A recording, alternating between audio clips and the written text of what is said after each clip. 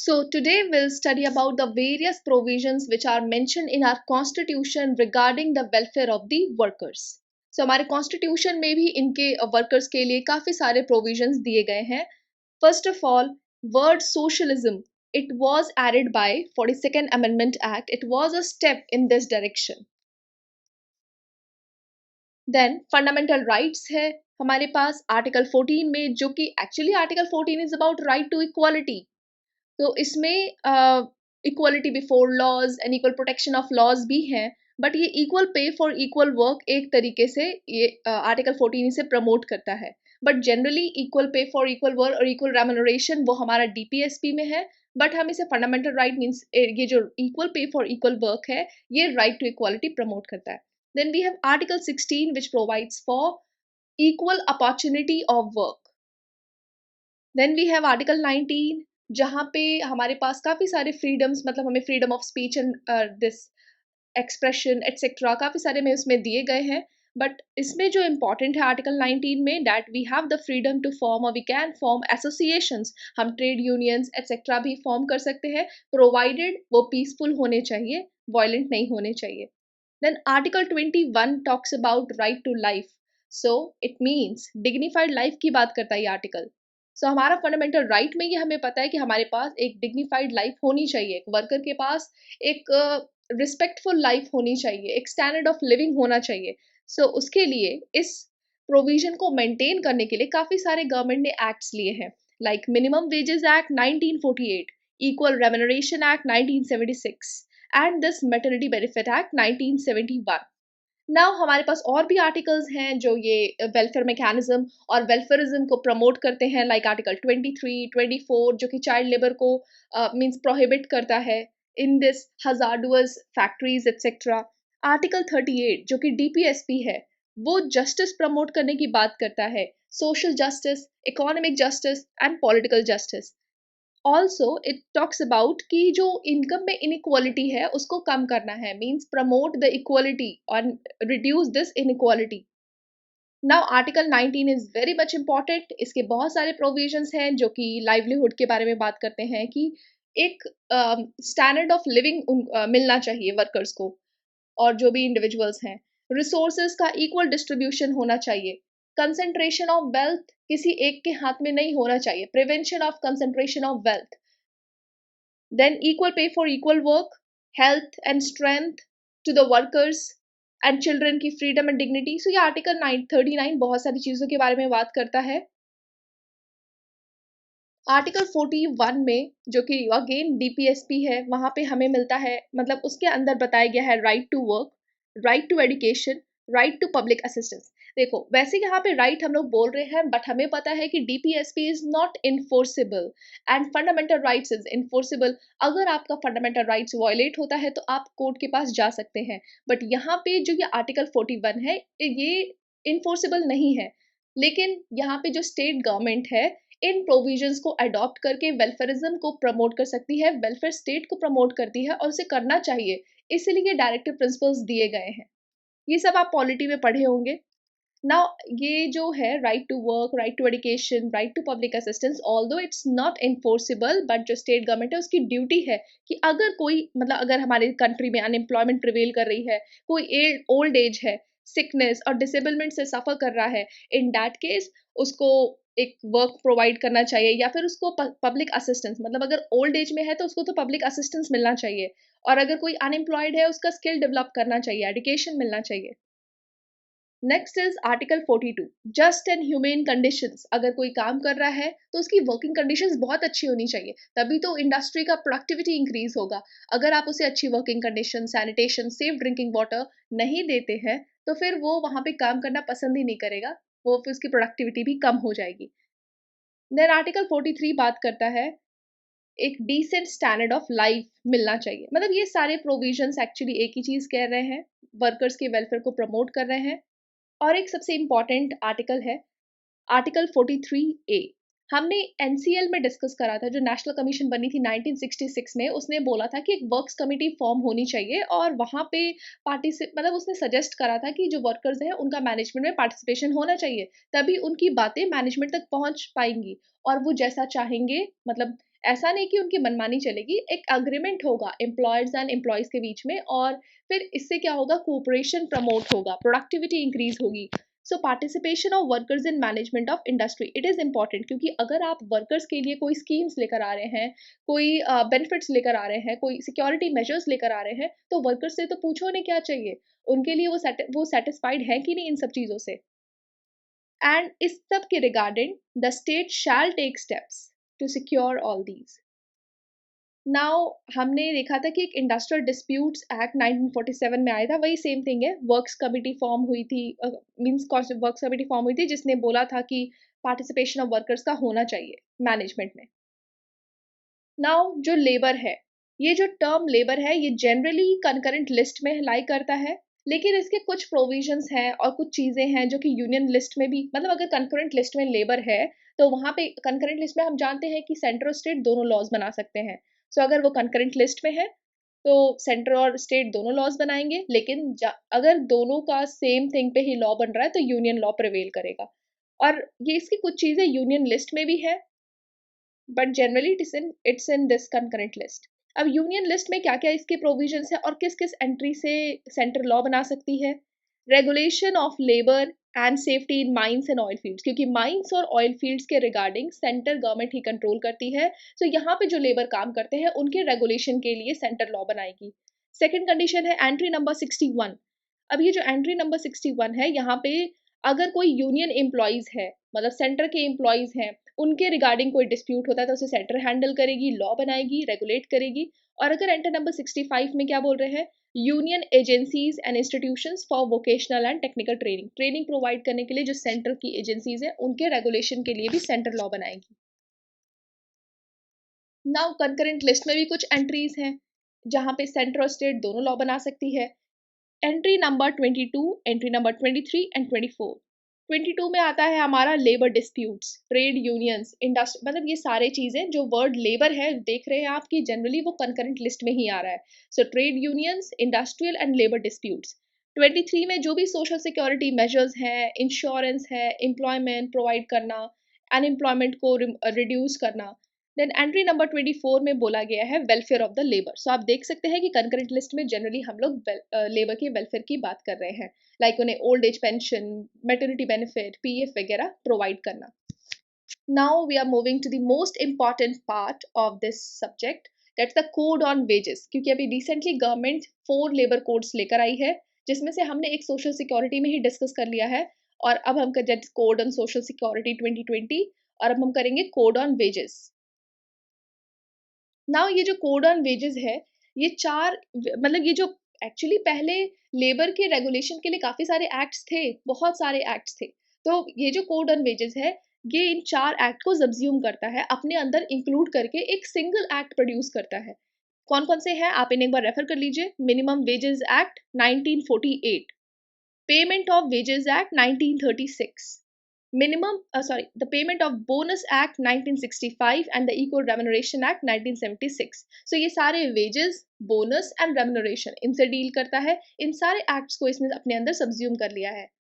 Now अगर हम jurisdiction देखें कि किसके पास पार है लॉज बनाने के लिए या फिर इन्हें रेगुलेट करने के लिए, कि मतलब मिनिमम वेज क्या होना चाहिए, बिकॉज ये कोड ऑन वेजेस है, तो मिनिमम वेज क्या होना चाहिए या फिर इनके रिगार्डिंग, वेज के रिगार्डिंग कौन लॉ बनाएगा, लेजिस्लेशन करेगा। तो सेंटर और स्टेट दोनों कर सकते हैं। सेंटर का कंट्रोल किन किन चीजों पे है, means of transport, that is railways, airways, major ports. Okay, यहाँ पे आपको याद रखना है ये है major ports. Then oil fields and mines, service sector अगर है जैसे telecom, banking, insurance, PSUs, corporate etcetera. Then अगर ऑटोनॉमस बॉडीज हैं लाइक आरबीआई, तो वो भी सेंट्रल गवर्नमेंट ही ओन करेगा, कंट्रोल करेगा, उसे रेगुलेट करेगा। नाउ ये जो कोड ऑन वेजेस हैं वो किन पे एप्लीकेबल है, एक्चुअली जो इससे पहले जितने भी एक्ट्स थे वो अनऑर्गेनाइज सेक्टर को कवर नहीं करते थे, और तो ये जो एक्ट आया है कोड ऑन वेजेस, ऑल्दो इसने बाकी सारे एक्ट्स को सब्ज्यूम करा है, बट इसके साथ और भी कुछ मॉडिफिकेशंस हैं, लाइक मतलब ऐसा नहीं कि सिर्फ जो जिन एक्ट्स को इसने सब्ज्यूम करा है वही इंक्लूडेड है, वो है, और उसमें से कुछ मॉडिफाइड प्रोविजंस भी हैं। तो सबसे पहले तो ये एप्लीकेबल है अनऑर्गेनाइज सेक्टर को भी, मतलब जो अनऑर्गेनाइज सेक्टर थे, डेली वेज अर्नर्स थे, उनके लिए प्रोविजंस नहीं थे, बट अब उनको भी ये कवर करता है। लेकिन अगेन ये आर्म्ड फोर्सेस पे एप्लीकेबल नहीं है और अप्रेंटिसेस पे एप्लीकेबल नहीं है। नाउ ये जो अप्रेंटिसेस हैं वो कुछ समय के लिए किसी इंडस्ट्री में सीखने के लिए आते हैं, छोटा मोटा काम के लिए आते हैं, ट्रेनिंग के लिए आते हैं, तो इनके लिए एप्लीकेबल नहीं है। अगर अप्रेंटिसेस में भी मिनिमम वेज हो जाएगी, मतलब अगर अप्रेंटिसेस को भी जो ट्रेनिंग पे आ रहे हैं मिनिमम वेज प्रोवाइड करेंगे, तो इससे बेटर है कि जो एम्प्लॉयर है वो एक एम्प्लॉय को ही रख ले मिनिमम वेज में, तो अप्रेंटिसेस इंक्लूडेड नहीं है। नाउ द सेक्शन 2Z ये प्रोवाइड करता है वर्कर का डेफिनेशन। अब वर्कर कौन होते हैं? Any person employed in any industry do any manual, unskilled, skilled, technical, operational, clerical, supervisory work, मतलब ये सारे वर्कर्स के डेफिनेशन में आते हैं। इवन वर्किंग जर्नलिस्ट को भी इंक्लूड किया गया है, एक्चुअली पहले भी इंक्लूडेड थे, बट हर तरीके के मीडिया मींस जो भी हैं, जर्नलिस्ट हैं, ऑनलाइन एटसेट्रा, सब लोग इसमें कवर्ड है। पहले सिर्फ न्यूज़पेपर या फिर न्यूज़ वाले को ही कवर किया जाता था, बट अब सबको इसमें कवर किया गया है। सेल्स प्रमोशन एम्प्लॉयज भी इसके अंदर इंक्लूडेड हैं, कोड ऑन वेजेस, जो कि पहले इसमें डिफाइंड थे, sales promotion employ this employees condition of service act 1976, उनके रिगार्डिंग इस एक्ट में कोड वेजेस का कोड बताया गया था, बट अब इनको भी कोड ऑन वेजेस में इंक्लूड किया गया है। नाउ नेक्स्ट प्रोविजन है इस एक्ट में, prohibition of discrimination on the ground of gender in wages. मतलब जो हम लोग का पहला एक्ट था, इक्वल रेम्युनरेशन एक्ट 1976, जिसको इस कोड ने सब्ज्यूम कर लिया है अपने अंदर, वो भी इसमें इंक्लूडेड है और वो प्रोवाइड करता है gender parity in case of this wages. मतलब चाहे वो मेल हो फीमेल हो, अगर वो सेम तरीके का काम कर रहे हैं, सिमिलर वर्क कर रहे हैं, तो उन्हें सेम वेजेस मिलने चाहिए।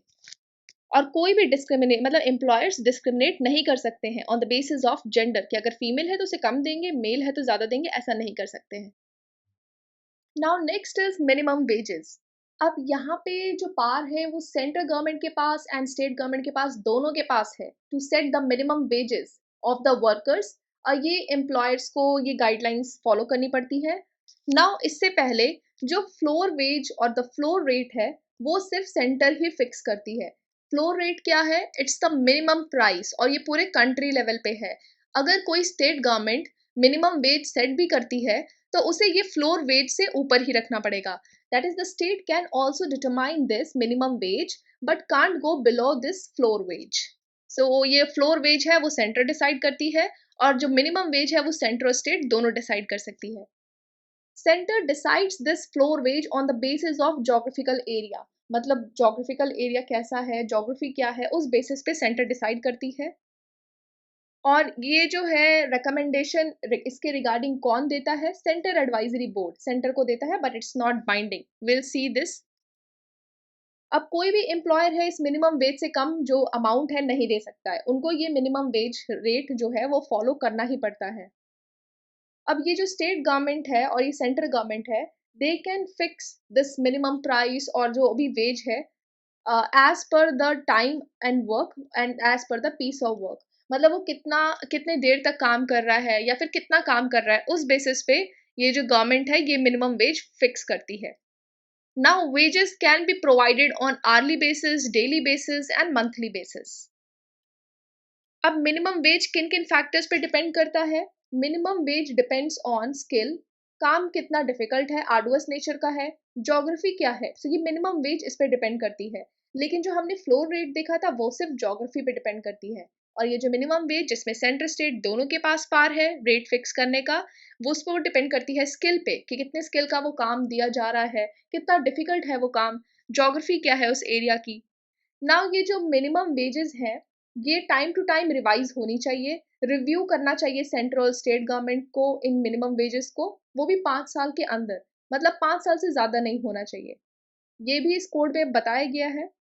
नाउ सेक्शन 9 में बोला है नेशनल फ्लो रेट, जो कि सेंटर ही फिक्स करेगी, जो हमने अभी पढ़ लिया है वो सेक्शन 9 में गिवन है। और ये सेंट्रल गवर्नमेंट फिक्स करेगी based on the different geographical areas. अब जो भी मिनिमम वेज सेंट्रल गवर्नमेंट या स्टेट गवर्नमेंट फिक्स करती है वो इस फ्लोर वेज से हायर होना चाहिए, ये भी हम लोग देख चुके हैं। अगर एक ऐसा केस है कि जो मिनिमम वेज है जो कि गवर्नमेंट ने फिक्स करा है वो इससे हाई है, मींस फ्लोर वेज से ऑलरेडी हाई है, तो वो बोलते हैं कि मतलब काफ़ी ज़्यादा हाई है, तो वो सोचते हैं कि अरे ये तो बहुत ज़्यादा हाई है, हम इसे थोड़ा रिड्यूस कर देते हैं, अगर हम थोड़ा रिड्यूस करेंगे तो भी फ्लोर रेट से तो ज़्यादा ही रहेगा, तो वो ये नहीं कर सकते, अगर वो ऑलरेडी हाई है तो उतना ही रहेगा।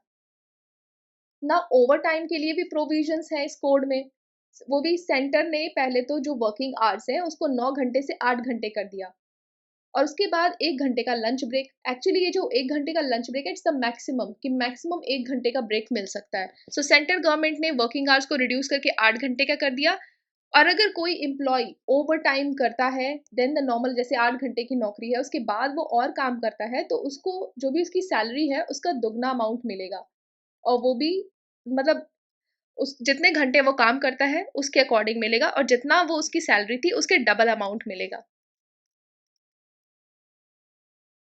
Now deduction from wages. अब वेजेस में जो भी उनको वेजेस मिल रहे हैं अगर कुछ भी अदर इशू होता है लाइक कोई फाइन इम्पोज कर दिया या तोड़फोड़ मचाई है या नुकसान करा है या फिर और भी चीज़ें जैसे कोई फैसिलिटीज प्रोवाइड कर रहा है एम्प्लॉयर इन दैट केस उसके सैलरी में से डिडक्शंस होते हैं।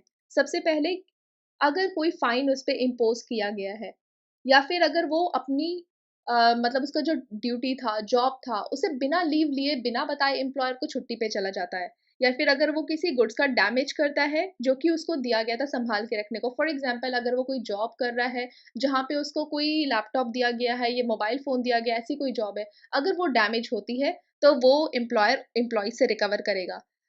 देन अगर एम्प्लॉयर उसको रहने के लिए घर प्रोवाइड कर रहा है तो उतना अमाउंट डिडक्ट करेगा। अगर उसको सोडेक्सो कूपन दे रहा है, फूड फैसिलिटीज़ दे रहा है, तो वो उतना अमाउंट उसकी सैलरी से डिडक्ट करेगा। अब ये जो भी डिडक्शंस हैं, it shouldn't exceed the 50% of the employees total wage. अब उसकी सैलरी जो भी एम्प्लॉयी है, उसकी सैलरी के 50% से ज़्यादा एक्सीड नहीं करना चाहिए। नाउ बोनस का भी प्रोविजन है इस एक्ट में। अब बोनस के लिए भी कुछ मिनिमम सैलरी है। अब जिनकी सैलरी बहुत हाई है उनको बोनस की तो रिक्वायरमेंट नहीं है। अब जो वर्कर्स हैं जिनकी कुछ सैलरी है जो कि यहाँ पे एप्रोप्रिएट गवर्नमेंट डिसाइड करेगी कि किनको बोनस मिलना चाहिए, तो बोनस अगर मिलेगा तो वर्कर्स और अच्छे से काम करेंगे। तो बोनस का प्रोविजन दिया है सेक्शन 26 ऑफ दिस कोड।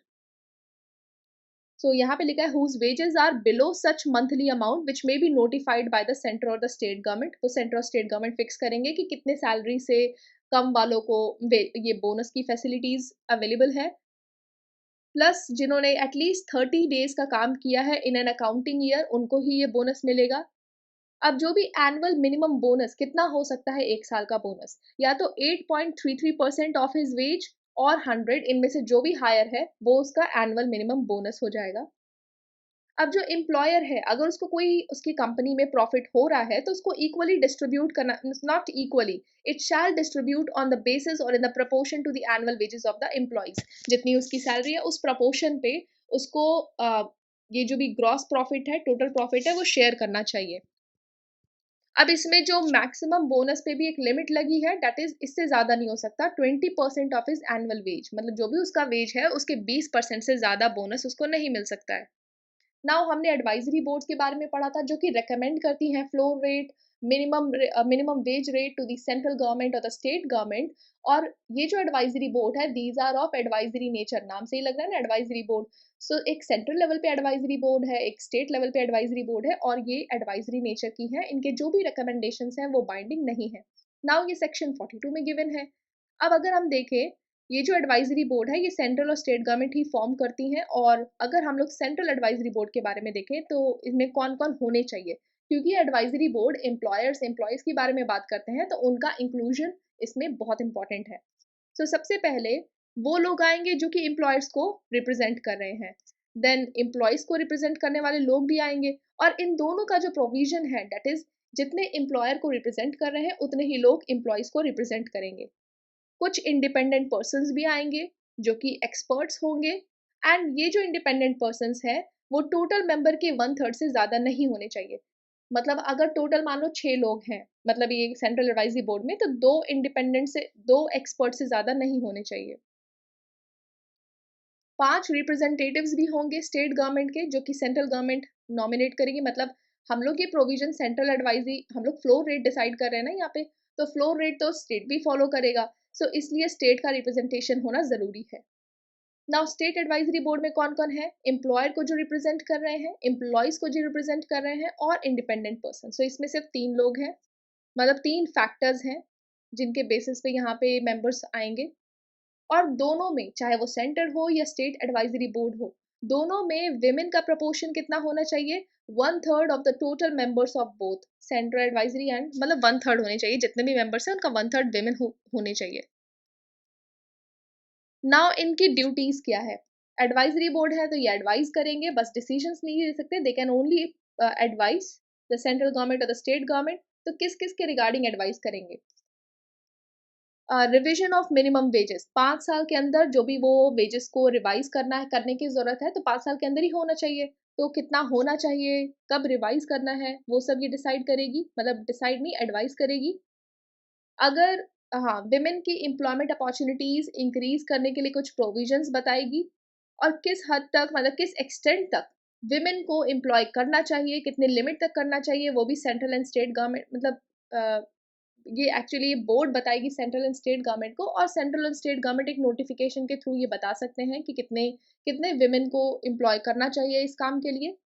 और अगर कोई मैटर है इस कोड से रिलेटेड, तो वो भी एडवाइजरी कमेटी और एडवाइजरी बोर्ड बताएगी। नाउ यहाँ पे इंस्पेक्टर का भी एक प्रोविजन है, जो कि इंस्पेक्टर भी है और साथ में फैसिलिटेटर भी है। ये सेक्शन 51 में दिया है। ये जो इंस्पेक्टर्स हैं, ये बेसिकली पब्लिक सर्वेंट्स हैं जो कि गवर्नमेंट अपॉइंट करती है। इनके पास क्या क्या पावर है? ये सर्च कर सकते हैं, सीज कर सकते हैं, रजिस्टर की कॉपीज मंगवा सकते हैं, वेजेस रिकॉर्ड कर सकते हैं, एटसेट्रा। और ये जो भी अगर कोई डिफेक्ट्स, अगर ये ऐसा इंस्पेक्शन करते हैं, इनको कोई डिफेक्ट्स या कुछ भी मिलता है, तो ये किसी को, जो भी एप्रोप्रिएट गवर्नमेंट है उनको बताएंगे, उनको नोटिफाई करेंगे। अब ये जो इंस्पेक्शंस, ऐसे ये जो इंस्पेक्शन है, ये एक तरीके का वेब बेस्ड इंस्पेक्शन है। मतलब अगर किसी एरिया में एक ही इंस्पेक्टर बार बार जाएगा, तो वहाँ पे जो इंडस्ट्री का ओनर है या फिर जो भी एम्प्लॉयर है, वो उसको ब्राइब कर सकता है। तो यहाँ पे जो सिलेक्शन होगा इंस्पेक्टर का, वो वेब बेस्ड होगा, ऑटोमेटिक सिलेक्शन होगा। और उसके, और वो भी शेड्यूल भी कि कब उसको जाके इंस्पेक्ट करना है, ये सब कुछ ऑटोमेटिकली डिसाइड होगा, वेब बेस्ड डिसीजन यहाँ पे लिए जाएंगे इसके रिगार्डिंग। सो अभी इसके कुछ और थोड़े से प्रोविजंस बचे हैं, मतलब 5 से 6 प्रोविजंस और हैं। ये वीडियो थोड़ा लेंथी हो जाता है, सो उसको हम नेक्स्ट वीडियो में करेंगे, और उसके बाद डिफरेंट कोड्स को भी करेंगे। So if you find this helpful, please give a positive feedback.